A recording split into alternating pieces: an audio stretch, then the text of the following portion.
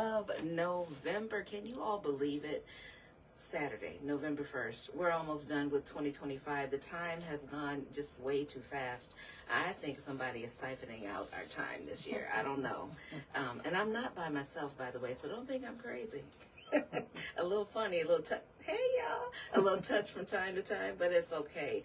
It is real life, and I love living it. All right. As you all know, it is the first Saturday of the month. And guess what that means? That means the doctor is in the house, okay? And raring to go. She has some nuggets for us that is going to be powerful. The topic, the title, get your note-taking devices out now.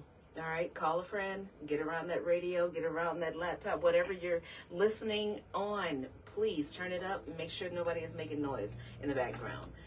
Topic is burnout isn't a badge. All right, it is not a badge. Reclaiming clarity in the chaos. Lord knows we need some help on this. So without further ado, we are going to turn the mic over to Dr. Leatrice Brooks with Chosen PLLC. Y'all, good afternoon. Good afternoon. How are you today? I am good. I am.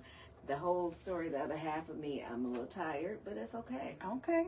I learned that it's okay when somebody is like, ugh, I hate it, but it is okay. And this time. And it's okay to be honest about that. Okay. Because one of the things that happens to me quite often is people will ask me how I'm doing, and then I'll pause, and they'll kind of jokingly say, oh, you got to think about it. Yeah, if I'm going to be honest with you, right? Because reality is, if we're not honest about what we're thinking, what we're feeling, we actually miss an opportunity to get our needs met because we're just going through the motions all the time, right? And then when I think about what we're talking about today with burnout, we often go through the motions and just talk about, oh, I'm so exhausted and I'm burnt out and I'm whatever. And then we get stuck in having the conversation and then we wondering why we crashing out. Come on. Yeah, because we just get stuck. We're not really looking at what is the cost of this burnout. And we give that life, Absolutely. The burnout, we give that life. Yes. Constantly water it. Yes. And so we're going to stay in that if we don't do anything about it. Yes. So come on, let's do something about it. Yeah, so when we talk about burnout not being a badge, is sometimes people, and especially in just society today, we wear it as a badge of honor. We love telling people how many things we got going on. I'm doing this and I'm doing that, and and I'm stretched to the limit, but I'm making it happen and I'm getting through it and all the things. Meanwhile, we're ignoring what's the impact of that, right? The impact on ourselves and our relationships and our health and all the other costs associated with always trying to do all the things. Guilty. Yeah, we're always trying to do all the things. So I like medical shows. I was watching one yesterday, and there was a guy who had this huge, massive bump on his forehead. Okay. Huge bump, and it it just kept growing and growing. Got to the point where it's starting to get into his eye, it's easing down there, and so now minimizing that vision. Right? He had the bump for 16 years.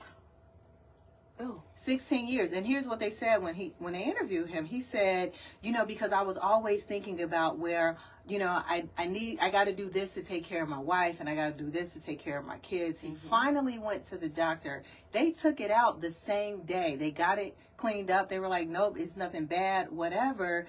And at the end, he's crying because he said, my 14-year-old daughter has never seen me without a massive bump on my face. And it's right. And he was like, this is craziness. Because I never stopped to actually take care of the thing, right? And I remember being in a point myself where, and this is what we often do, we start to feel like things are too much. And instead of actually making adjustments, which is what we're going to talk about how to do today, we add on additional coping strategies. So we're like, okay, well, I'm going to do this so that I don't feel this way. And but we don't ever deal with the root of the problem, right? Well, I'm going to combine this and this together. We don't ever deal with the root problem, which is knowing that we actually have capacity. There's a capacity limit. And so the first thing that we're going to be doing, so the title today is Burnout Isn't a Badge, Reclaiming Clarity in the Chaos, is the first point is we got to get clear with the problem. And we've got to get clarity on what is happening and how am I in this state. We're going to talk a little bit later about how do we prevent it. But we got to get clarity on our role and our role responsibilities. And too many times we take on responsibilities, but we don't ever let anything go. We never let anything go, right? So one rule of thumb that I use for, especially when I'm working with when I'm doing executive coaching, is I tell people every time something gets added to your plate, you have to take something off. Right? You got to take something off. And that may mean like I need to give it to somebody else, or maybe I decide that there's some things that I'm doing that I don't need to be doing anymore. Like maybe it's just not a thing. Maybe it's not really that important. So reevaluate priorities. Sometimes it looks like maybe I need to streamline a process so that I can get some things done, right? So, for example, when we were having the conversation about me starting back on the radio, right? I was like, okay, when? And you said, just let me know when and we'll do it. I was like, okay, let me think. And I looked at my schedule and I said, okay, so what does my schedule look like? Because I want to do it and I want to feel good about it. And I don't want to get to a place where this is too much and now I got an attitude, but I didn't commit it to it, and right? So I looked at my schedule and I said, okay, you know what? First Saturdays, I'm already out because I have another meeting on first Saturdays. Okay. And if I go out to that meeting, I got time, because I said this before, I got time to hit up the farmer's market in between, right? So then I end up running errands, and guess what? That works for me too, because I'm getting other things done that I already want to get done. So then I'm like, so today my loop was, I actually went, so she didn't come with us today, Shalita, but last week when we came, we had talked about the farmer's market. She was like, yes, I want to go. Well, she's at the 9 o'clock meeting. So we left the 9 o'clock meeting. We went to the farmer's market. I took her back to her car. Then I was like, okay, let me swing over to Trader Joe's. And then I was like, I'm just going to do a loop because, right?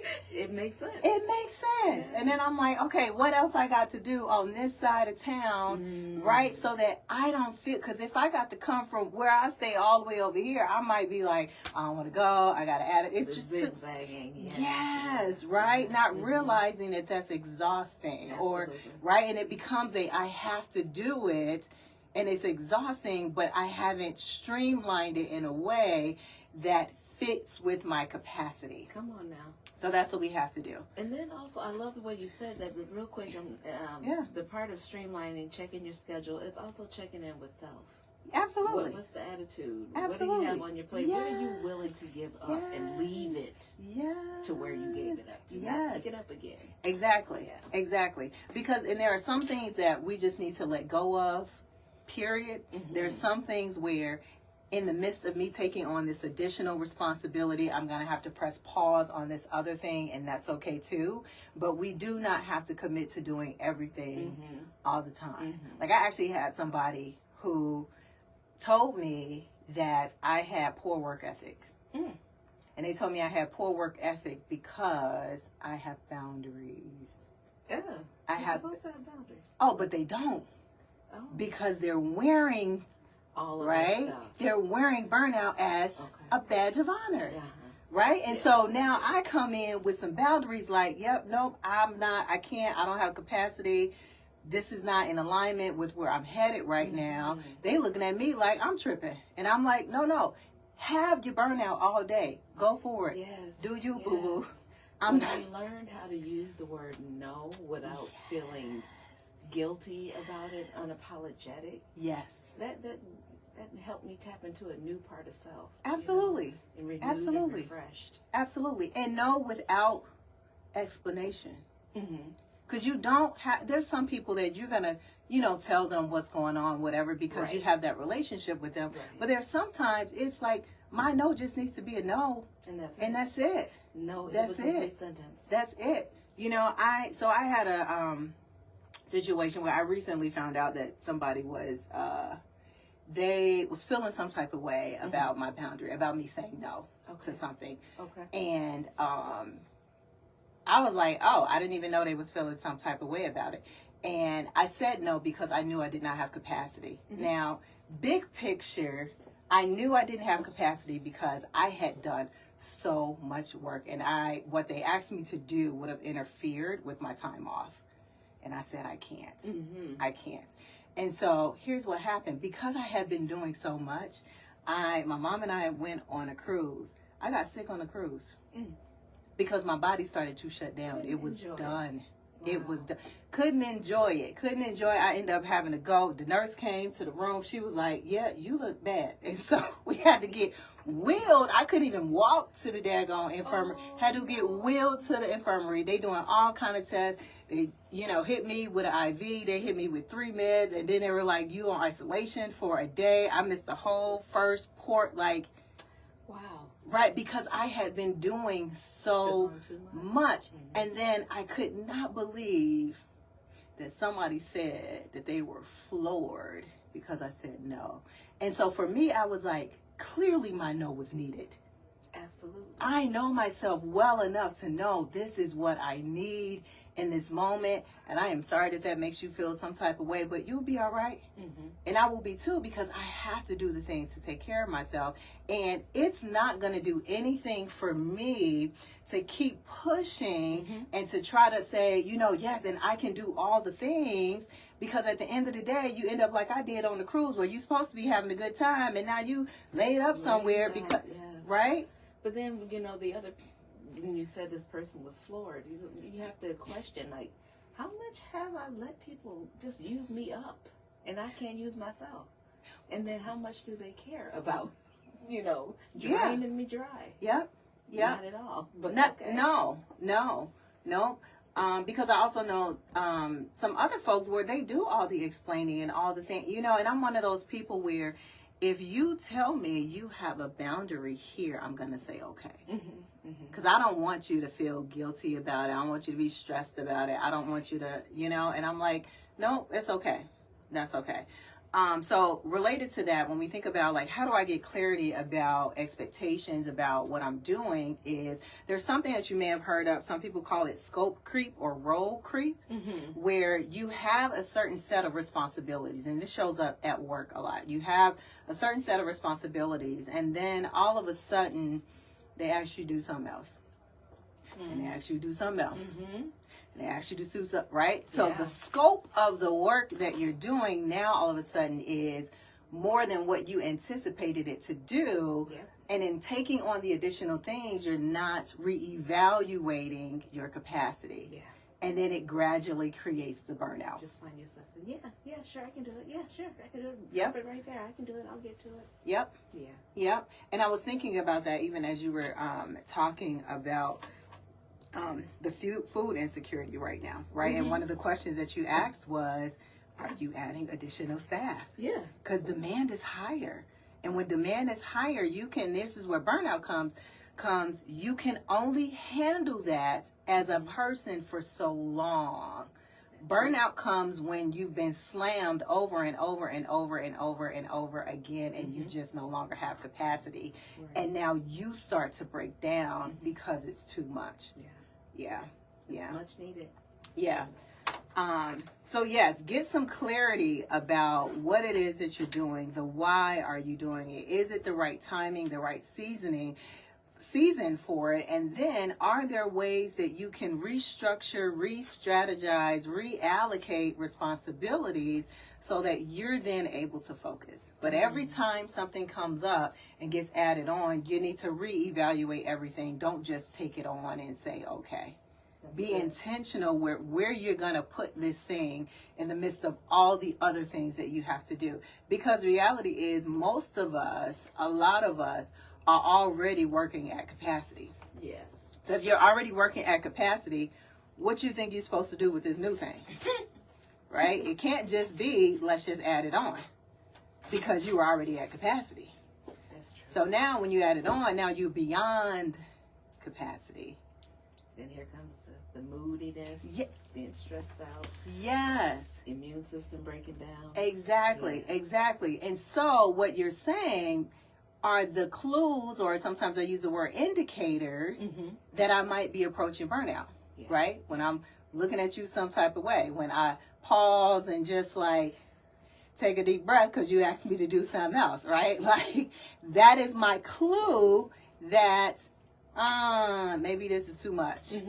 True. Maybe I need to pause and think it through more. Maybe it's okay to not give an answer in this moment. That's good. And to actually say, I'm going to have to get back to you on that, right? Or you can give an answer in the moment and be like, yeah, nope, not going to happen. Can't do it. No. Yeah, I like that. Yeah. So get some clarity on what the problem is.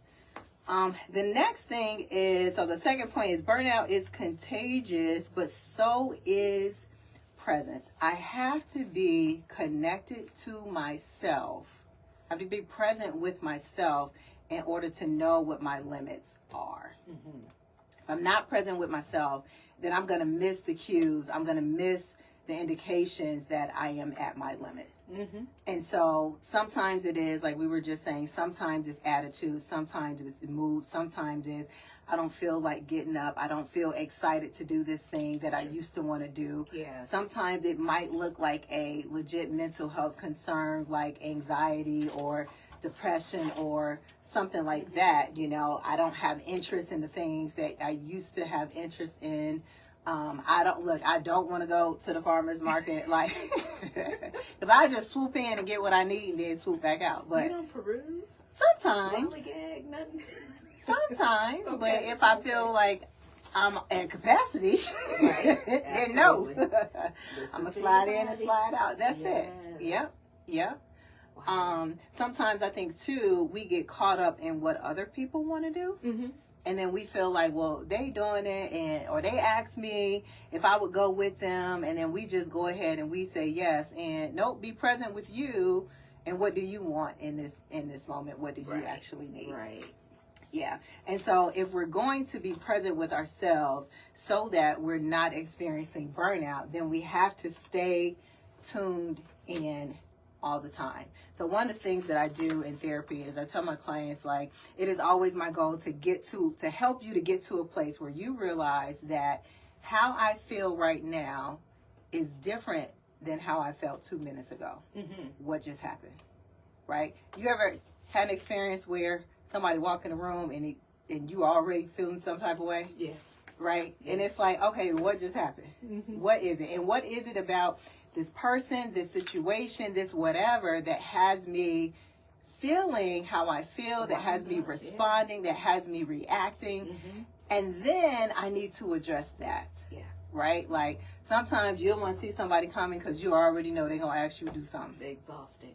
Right? Yeah. They're going to ask you. I remember we had a situation at work, and I was so amazed because I had to learn how to really just, I'm so used to doing things by myself. So I had to learn how to just allow people to do things. And I was excited when they did. So one day, somebody came and told me that the door to their office was squeaking. And so they were just looking at me like, what you gonna do about it? And I was like, okay, all right. Well, then that person wasn't working there anymore. And so somebody else came, it was in that office, and it was squeaking again. And here's what the person said to me. She said, my office door is squeaking. Do you mind if I bring some WD-40 and put, what? Take care of it. Do you mind if I put some WD-40? I said, look, matter of fact, I got some in the car now. I can go. She was like, no, I will get some from the store. I was just so excited that she was willing to take care of it, that I was like, I will help you take care. She was like, I don't need you to do nothing. Like, you got stuff to do already, right? So here's the other thing is we have to be present enough with ourselves to then be able to ask somebody else for help. Yes. Right? To tell somebody else, I'm at my limit, I'm at my capacity, because other people will help you to not take on more than what you're able if we let them know where we are. So like, we're doing some interviewing right now, and when I am onboarding people, one of the things that I tell them, I said, there's a lot to learn. There is a lot to learn. And I take on the responsibility to help you not overdo it. To not be overwhelmed with it, because at some point your brain is going to shut down and you're just not going to be able to take in any more information. And so sometimes they will ask me questions. Well, what about this? And what about this? And what about this? And I said, nope, we will get to that. Mm-hmm. Here's what we need to focus on right now, because you're not going to make it if you try to know all of those things today. Right? So I'm helping them not get to a place where they're burnt out before they even got started. Mm-hmm. Right? That they're beyond capacity before we even really get into things. Yeah. So and it's, I gotta know now, but tell me now, it'll help me. It's like, stop. Just stop. I've had to say that. Just stop. You'll be all right. Because you don't. You don't. And I know too, look, because part of your show is letting everybody know all the things that's going on in the community. There it is. Somebody might be mad, but I'm going to say, you don't have to go to all of them. You don't. You don't. But you know. That's it. Pick and choose and right. But I mean, some people do. They love it. Mm-hmm. They like, I got 15 events this weekend. Have at it. Go ahead. How many you got? One. Church. That's it. That's it. And look, going to church is already 2 events already. Okay. Three if you count the fact that I watch first service from home. Okay. I mean, because the truth of the matter is, you got to prepare. And that takes time. You know, for any of it. Yes. It is what it is. Yes. I'm not wearing a badge. Praise the Lord. Nope. Don't do it. Don't do it. I'm going to wear the badge of I'm good. I'm real good. I'm good. Okay. Yes. So then the last part is prevention. Mm-hmm. Prevention. You have to be preventative when it comes to burnout, because you don't want to end up in a situation where you're always catching things after the fact. After you have crashed, right? I remember there were a couple, when I first started in private practice, I noticed a pattern. There were 2 years in the row where my body crashed at the same time of the year. And it was good. And it was I did, right? Because we got to be present. We got to be paying attention. And it was crazy because, we had Thanksgiving, then we had Christmas. And then around the end of January, early February, my body just tapped out. It was like, girl, bye. I am done.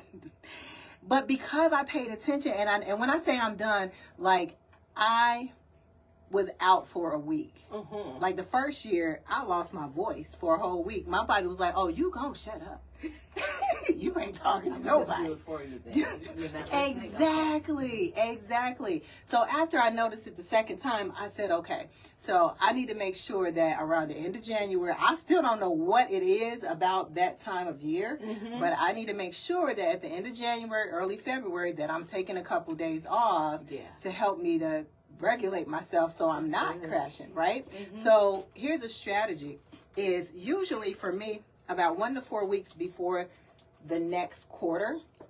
So like we're in Q4 right now. So about 1 to 4 weeks before the next quarter, I actually look at my calendar and I plan my time off in advance. Beautiful. I plan in advance. And here's what that looks like. It looks like I'm going to look at the calendar and see all the things that are going on. And I'm going to say, yep, because I know I'm going to have the attitude on Monday if I don't, because the week before is a hot mess.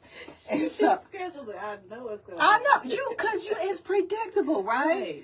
Right. You had 4 or 5 days where you were slammed all the time, and you already know what you're going to be like at the end of that. You know, right? Because I was trying to figure out, so there's a seminar that we do for Michigan chapter of National Speakers Association.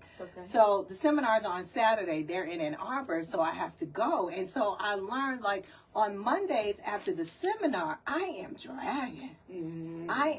Guess what? I take Mondays off now after the seminar. Congratulations. Because I'm like, really? I just worked a whole day and a half between Saturday and then what we have to do Friday. I'm like, I worked 8 days a week. I'm done. Right. Exactly. I'm like, I'm done. So I noticed the pattern. And so now it's just in my calendar. The Monday after the seminar, you off. That's good. Just don't do it. Right. awesome. Because I see this happen a lot of times with people is they won't do it in advance, and then all of a sudden you got this big huge meeting on the Tuesday before the Thursday of Thanksgiving, and you're like, how did that happen? You didn't plan it in advance. Even if it's not time off, I will put in my calendar no meetings. Yeah. Yeah. Right? No appointments. I'm not doing anything because I already know this is going to be coming down the pipeline for me. So we have to plan in advance because it's possible to prevent burnout, but we have to be tuned into ourselves. We have to make sure that we have the clarity on our responsibilities and what we have capacity for, and then we can get ahead of the game so that we're not crashing. Absolutely. Yeah. That makes sense. Yeah, because I think when I crashed on that cruise, that was probably the first time in years. But I did so much stuff, and it was stuff that I just needed to do for business, but it was still a lot. And clearly, and the last quarter of the year is shorter anyway because you got Thanksgiving and Christmas and New Year's and all of that. So I'm cramming in extra stuff, Yeah. But you do it. But then here's the thing, you pay for it. So either you proactively take the time in advance and you actually enjoy the downtime, or you're forced to take it after the fact and you're not enjoying it because you're in isolation on the cruise. Right? That's what's going to happen. Either way, you're going to do it. Yes. Be proactive so that you can actually enjoy the time because you have the energy, you have the mental space, and your health is where it needs to be for you to enjoy the time, for you to have a great time while you're taking care of yourself versus you sick and then now you got to jump right back into work. Yeah. Because that's what it looks like. Yeah. So be aware of yourself, what you need, have a plan, be proactive, prioritize yourself and that self-reflection so that you know where you're at, what you need at all or at least most of the time. Yeah. Have a handle, know thyself. Yeah. To thine own self be true. Yes. Be true. And that's okay. Yes. Yeah. Well, that, as always,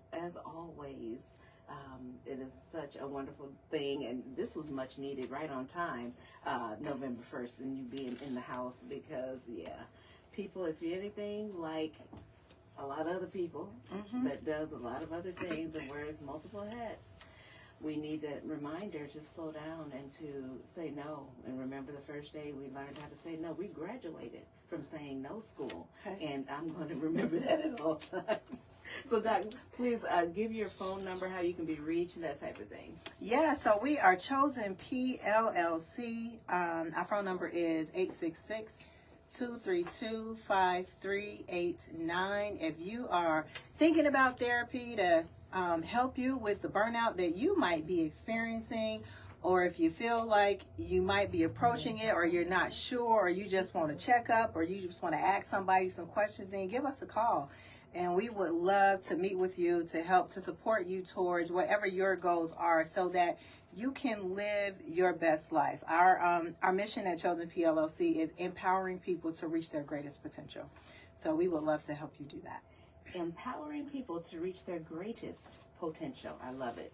Yes. Thank you so very much, and hopefully we can add another Saturday on to do a wrap-up, a season wrap-up of this cycle, starting in August. You did start in August. So yep, I had to put that out there, y'all. And then kind of do a wrap-up because it's definitely needed when we talk about mental health, mental wellness. Those things are needed. We may know some things. We may be triggered and remember some things that we need to do and realize it's not as difficult as we may think, and sometimes. So, again, I cannot thank you enough. I appreciate you. Dr. Leatrice Brooks with Chosen PLLC, y'all. If you have any questions, comments, or concerns, feel free to give her a call. If she doesn't help you directly, she'll direct you to your team. She'll triage you to the right person. So I want to thank you so much, Doc, for coming in and sharing with us, giving us lessons, true and uncut, because that's how we need it, right? we got big, thick shoulders, and if we don't, we can develop them to carry this, to take the meat, leave the bones, and then pass it out to others, you know, because all of this is very, very necessary. Thank you so much. Yes, ma'am. All right. Thank you so much, y'all, for tuning in. We have a few